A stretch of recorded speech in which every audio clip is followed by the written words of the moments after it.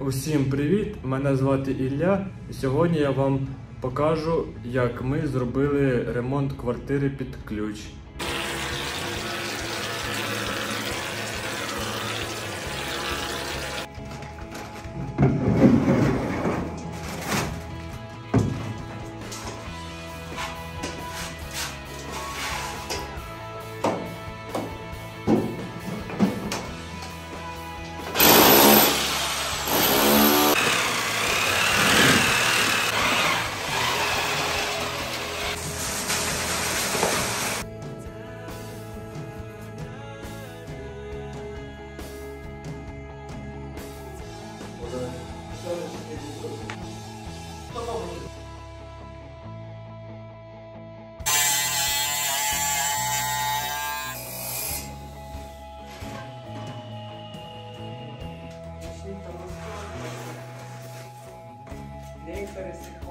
І ще лишиться.